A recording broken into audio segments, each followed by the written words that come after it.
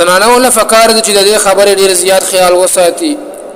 چې د خپل خاون مخ ته د بل سړی صفت نه کوي چې فلان کې سړی خیسته دی یا هغه کې دادا خوبیان دي په دې سره خاون لډیر زیات غوسه ورزي او بیا د دین فتنه هم جوړيږي د اجنبي او نامحرم سړو په مجلس کې مکینی اگر چې ستا خاون په هغه مجلس کې موجود وي ځکه چې په نامحرم سړی کې به یو صفت وي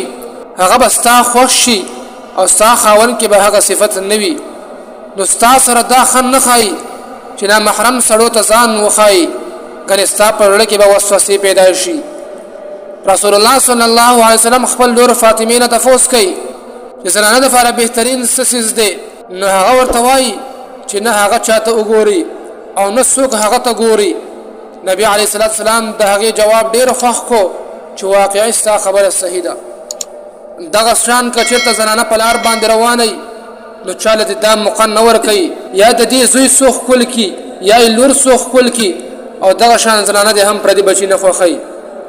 د سړی او خزه په منځ کې د دې عجيبه تاثیر وي تنا محرم سړی نه د هغه حال احوال ته پوس مکوا او نه د هغه د احسان شکریا ادا کوا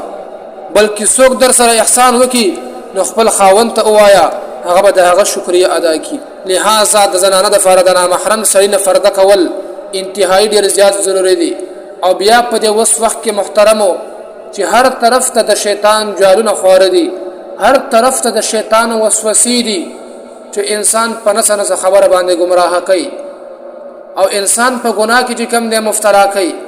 لہذا زنانه د خپل عزت ډیر زیات خیال وساتي وما علينا الا البلاغ